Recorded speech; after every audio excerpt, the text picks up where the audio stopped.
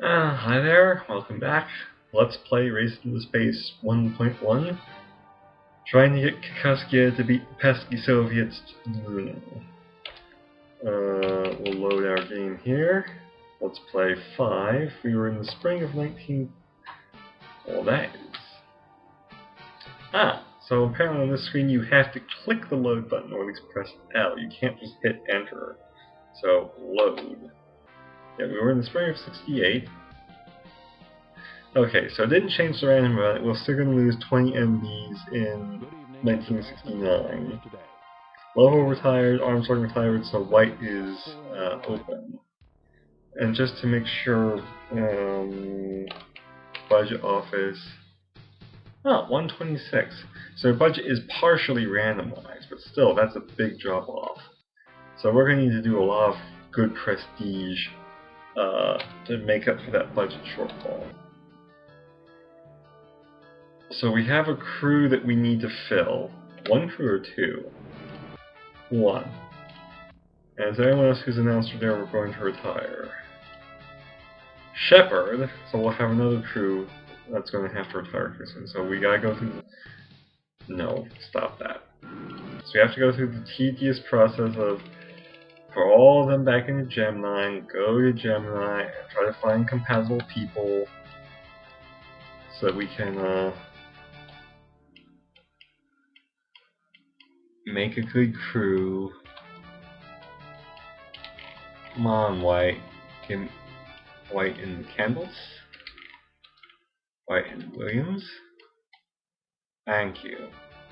I think I'll just leave it like that. Okay. And that's something I didn't know before because I never used the facility transfer feature. If you go to a manned location, or if you go to any location from the map, when you leave you go back to the map. If you go to it from here, from the facility transfer, you go back to the astronaut complex. Oh, excuse me, I yawned there for a second. It's only been like an hour back since I finished supper, so okay, first things first. Future missions, repair pad C for 20. Then we want to put our things together, our missions. I skipped it. I blew past that the first time, the boosted Titan, because my mouse, my left mouse button is kind of flaky. It's well worn, so sometimes if I don't click it right, it treats it as a double click or multiple clicks. And then the orbital EX for E. Do that. Schedule R&D. Cricket for 20, that puts us at 66. So next turn, I'm going to want to schedule an unmanned, a man. You can't do any unmanned LEM testing, sorry. A manned LM test. What we also need to do now, since we have the money, is we need to choose how we're going to get to the moon. Like I said last time, Gemini does not have any propulsion system like the Apollo does. So it can't leave Earth orbit without an extra bit of boost, a kicker. So you have two kickers here, the kicker A and the kicker B. The kicker B basically mimics the service module on the Apollo. It can push any two pieces of hardware to the moon. So I could use kicker B and dock Gemini and Cricket and a kicker B and a docking module and go to the moon there. This would be the Earth orbit rendezvous lunar landing. It's more expensive, it costs more to R&D, and it weighs more. Alternatively, I could go for the kicker A, which can carry one thing to the moon. The idea being, it's cheaper to start, it's cheaper to cost. The R&D is cheaper, it weighs less. Downsides are A, 2% less max R&D, 92 versus 94, and B, with kicker A, I'm committing myself to a lunar orbit rendezvous. So it would have to be a joint mission where I'm lifting Cricket plus the kicker plus a docking module. And that goes to the moon. And then I lift Gemini plus a kicker and take that to the moon. And then they rendezvous in lunar orbit and come back.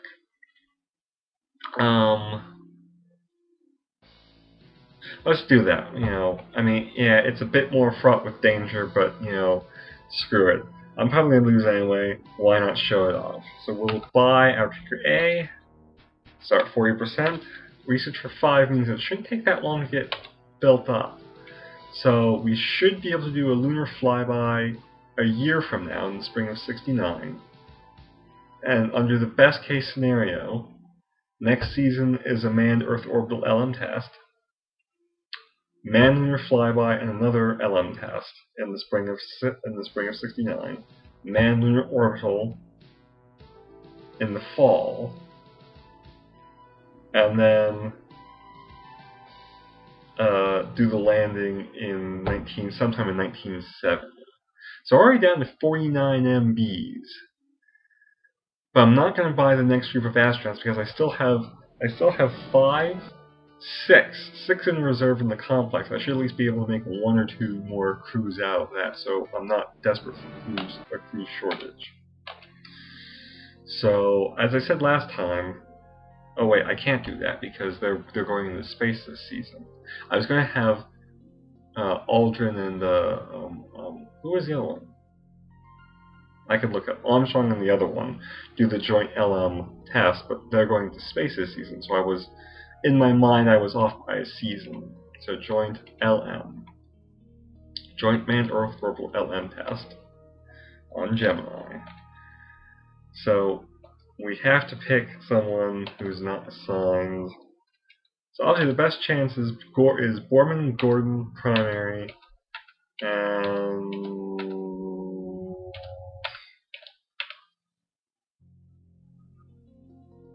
Young and Cooper backup. Reason being is because LM tests require a docking check. So I need to have a high docking skill because I'm not sure if we're going to be able to do what we're planning to do. And that's pretty much going to take up my whole budget. So, yeah. Because that's 2 Titans, 2 boosters, a Gemini, and a docking module.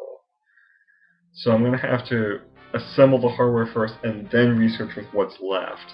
So this could be a bad move, but I'm nothing but fraught with bad moves at this point. So who was it? That was the manned orbital docking. Aldrin and Schweikart. And Cernan and Isaac. Okay, Federation E. Okay. Yeah. That's not going to help me if the Soviets keep catching up. In fact, what I'm going to do here is I'm going to end the turn. I'm going to cut the video here, and I'm going to come back and we'll get these 2 missions out of the way, and then we'll see if I want to keep going. So, be back in a sec.